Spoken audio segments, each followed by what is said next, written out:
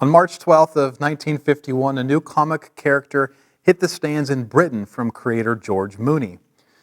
The character was a young boy whose dog, named Gnasher, enjoyed running after and biting postmen as a favorite pastime. This young boy had a penchant for trouble himself, and he caused plenty of it with his trademark slingshot. Mooney was attending a music hall when he heard a lyric that inspired his infamous character. "I'm Dennis the Menace from Venice." On the other side of the pond, Hank Ketchum was coming up with his own character. Ketchum had previously worked with the Walt Disney Company and had participated in pictures like Bambi and Pinocchio. After World War II ended, he started to work as a cartoon artist. One day, his wife Alice discovered that their toddler Dennis, who was supposed to be napping, had dumped out the contents of their dresser drawers, tore down their curtains, and overturned their mattress. "Your son is a menace," she told Ketchum, and the phrase stuck. And it just so happened that shortly after, the American Dennis the Menace was born with his mischievous dog Ruff in his trademark slingshot on March 12th of 1951. It arrived on stands the very same day as its British counterpart. Someone cried foul. It didn't take long for the two to learn of each other because Dennis the Menace became a hit in both countries. You can imagine that if something like that happened today, companies would be brewing a billion-dollar lawsuit. But the truth is that there was no mischief in the matter of the two Dennises. It was simply one of the most remarkable coincidences in publishing history. What a terrible feeling it is to be ripped off or used. It's one of the reasons that people have such low trust levels for certain professions like lawyers, used car salesmen, and yes, the surveys are true, even pastors today. That's not because all lawyers, car salesmen, or pastors are bad.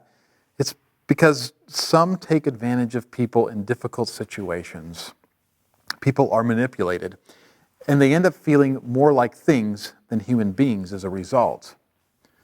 But what do we do when that feeling of being taken advantage of simply isn't true or exaggerated? What if the perceived injustice is just a coincidence of Dennis the Menace proportions? There have been times in my life where my feelings and self-confidence have been so fragile that I've even perceived a kind word to be a slight. One day, a friend of mine told me that our theater coach really hoped to get a fellow classmate involved in the high school play. Apparently, my classmate wasn't persuaded. So in response, my coach said, "That's okay. I have a knuckle," referring to me. I'm pretty sure he meant that as a compliment, perhaps an expression of gratefulness that he had a guy in my class to be a part of the program. But when I heard that response second-handed, it dug underneath my skin. What does he mean by that? Would he prefer my classmate? Was I just a consolation prize? Today we call that being thin-skinned. Counselors call it insecurity. Our own lack of self-confidence causes us to assign blame or presume false motives when there aren't any. We might assume that we are underappreciated, overlooked, or unloved, and we magnify some slight as a result. We might exaggerate a minor insult or treat a lack of attention as a personal snub. But deep down, we really don't want to carry that burden. It just produces bitterness, anger, and distrust in us. And that spoils or sours our relationships. Wouldn't it be nice to be free of all that? To be able to enjoy meaningful relationships without bringing that kind of baggage to the table? How can we unpack insecurity from our souls to keep our relationships alive? Surface reading of Paul's letter to the Philippians may not reveal it, but there's a good chance that Paul's relationship with the church was starting to show some cracks for that very same reason. The Bible never uses the word insecurity, but we see the effects of it all over. And chances are that's one of the big reasons Paul found himself writing to the Philippians. Not only does Paul skillfully build his readers back up, but he also finds wise ways to coach them to think and feel better things. And we can think and feel the same. But first, let's consider the evidence for the strain in Paul's relationship with the church. Paul's letter to the Philippians is a favorite of many, and one of the reasons it is so popular is both because Paul frequently invites his readers to experience joy, and he speaks of them in glowing terms. The opening is basically a love letter affirming his affection for them. It's not uncommon for Paul to speak with this encouraging language, but Philippians stands out, and it was right for Paul to feel that way about them. He even says that. The Philippian church was one of the most generous, hardworking churches that Paul had ever partnered with. But Paul felt so concerned that they might have believed differently about his affection for them that he does something out of the ordinary. In Philippians 1:8, he says, God can testify how I long for you with the affection of Christ Jesus. He calls God himself to be a witness.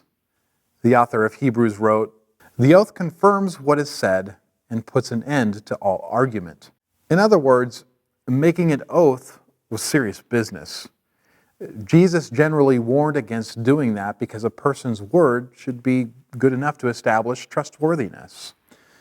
But in this case, Paul felt like he had to go even further to rebuild trust. It appears that the Philippians were starting to question whether Paul really cared about them. How could this be? Paul calls so many of them co-workers and reaffirms the lengths they went to in order to meet his needs. There's a chance that the church started to question whether Paul was taking advantage of them. We get a couple of hints of that. The first has to do with someone the Philippians sent from the church to care for Paul named Epaphroditus. Paul writes this, but I think it is necessary to send back to you Epaphroditus, my brother, co-worker, and fellow soldier, who is also your messenger, whom you sent to take care of my needs. For he longs for all of you and is distressed because you heard he was ill. Indeed, he was ill and almost died, but God had mercy on him, and not on him only, but also on me, to spare me sorrow upon sorrow. And therefore, I am all the more eager to send him, so that when you see him again, you may be glad, and I may have less anxiety. Many Bible teachers believe that this little section of the letter is the biggest reason Paul chose to write to the church. Paul doesn't say it directly, but the church is upset. Epaphroditus got sick, and after the church heard about the poor condition of one of their own, it began to trouble them. Was Paul looking out for Epaphroditus? Are we at risk of losing him? Paul, what else will you ask us to give? Do you even care about us? This news had gotten back to Paul, which caused both he and Epaphroditus to have anxiety. So Paul decided to send a healthy Epaphroditus back so that when they saw him, they might be glad. Paul's invitation to rejoice throughout the letter is not simply a blanket encouragement for Christian living. It's a call to lift their spirits. But that's not the only hint of insecurity we see building in Philippi. In 4:17, Paul says, not that I desire your gifts, what I desire is that more be accredited to your account. In another passage where Paul goes to lengths to affirm their giving, he tries to clarify his motives. It's not about my personal advancement, he argues. Your giving is about your spiritual investment. Why clarify his motives at all if Paul didn't suspect that the Philippians were questioning them? Paul's need to strongly reaffirm his affection for the Philippians, the distress they experienced over Epaphroditus, and concerns about Paul's motives all suggest that the church felt unloved, overlooked, and perhaps used by Paul.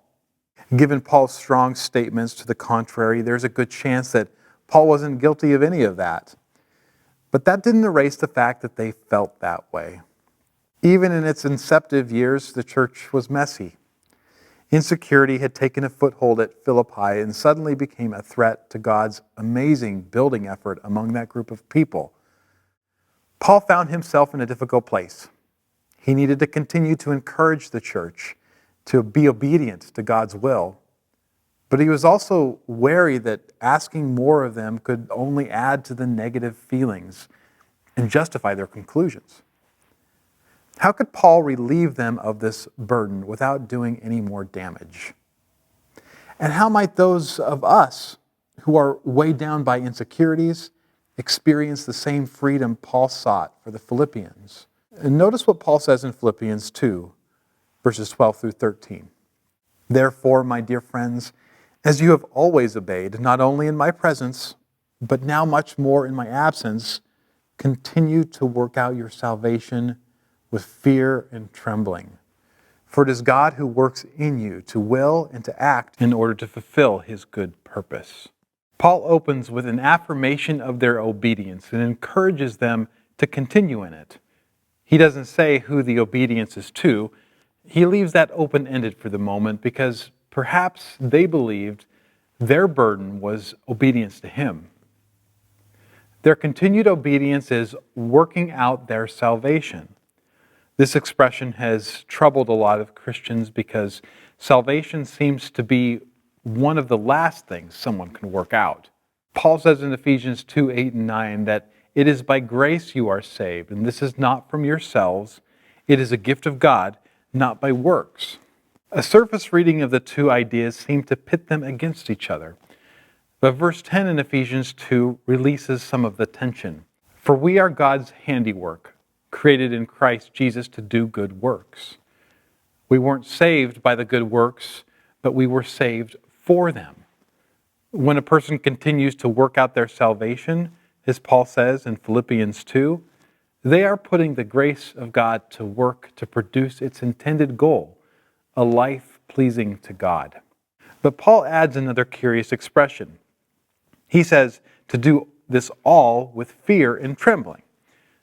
And the explanation that he gives is as follows. For it is God who works in you to will and to act in order to fulfill his good purpose. Fear? Trembling? In another letter, the Apostle John suggests that we have no reason to fear God. There is no fear in love, but perfect love drives out fear because fear has to do with punishment. The one who fears is not made perfect in love. Perhaps it might help to distinguish what kind of fear we're talking about.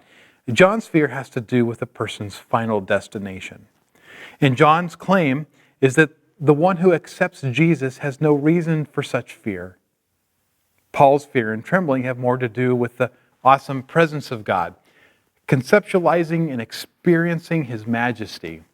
This invokes wonder, but it also unnerves and rattles the soul when it touches something so powerful and vast beyond description. It's like walking up to the edge of the Grand Canyon. It is beautiful beyond measure. It's inspiring, and yet coming close to its edge is unsettling and intimidating. And Paul says this limitless power with unending beauty is working within us. What does Paul mean by all of this? While Paul expresses certainty that they have been obedient, he doesn't say to whom. The note about obedience in his presence and even more in his absence may suggest that they were acting in some ways out of obedience and allegiance to him. If that's the case, Paul shifts the focus by grounding their continued spiritual investment in the greatness of God instead. It wasn't Paul who was working in them. It wasn't Paul they were working for. It was God. What may be subtle here is stated in no uncertain terms in Philippians 4:17, a verse that we looked at earlier. Not that I desire your gifts. What I desire is that more be accredited to your account. Paul's work among the Philippians was never about building a relationship with them to use them for his own benefit.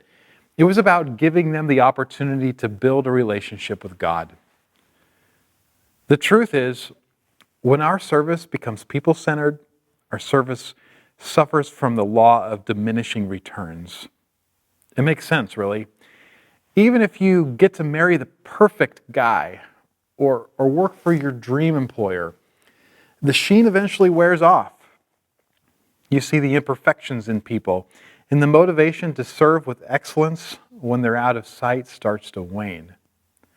Paul may have seen the need to ground their work in the greatness of God again. He wanted to remind them that his invitation to continue living and sacrificing big was not to serve him, but to connect them to the almighty and powerful God who pieced the elements together and sculpted the universe. How does all of this connect with those of us who long for relief from the weight of insecurity? Behind insecurity stand tall expectations of other people. We expect our spouses to show affection in certain ways. We expect our coworkers to receive all of our ideas. We expect that our friendships will always stay the same. And we fear what it says about us when they don't. Relationships become a series of deals, transactions, and compromises. And love is choked out by unwieldy, unrealistic, and unfair expectations. But if we serve, love, and partner with people first and foremost out of our love for God and our desire to please Him, we free ourselves from the need to get something back from people and the fear of rejection when we don't. When our service is focused on God, we're free to love others without any expectation of return. We're guaranteed a spiritual profit. And everything we do has value and meaning because the God who shaped the mountains and seas is not just working alongside us, He's working inside of us. We can cast aside the weight of insecurity by adopting a God-centered approach to all we do. We're not playing for our basketball coaches. We're not studying for our teachers. We're not simply working for our bosses. We're doing it for Him. What if instead of wondering where your relationship with your boss, your spouse, or your friends stood, you felt free to be yourself because you were confident of where your most important relationships stood? What if instead of giving more and working harder to please people, you could give freely without carrying the burden of expecting their approval? And what if instead of carrying the burdens of distrust, hurt, or anger from unmet expectations, your soul could be free? We don't know how the church of Philippi absorbed this letter, but I like to imagine that some of their wounds started to heal as they heard Paul's reaffirmation of affection and as they received Epaphroditus back. But even more, I like to imagine that as good as some of their relationships were, they took another step forward. The people started to freely relate to each other and freely give without strings attached. Maybe as they reconsidered the greatness of God, a movement began to send more people out to assist Paul's mission, serve their communities, and love their neighbors next door. And maybe those same neighbors were irresistibly drawn to know Jesus by a liberated love flowing out of the church and into them. I can't help but think that God wants the same thing for us too.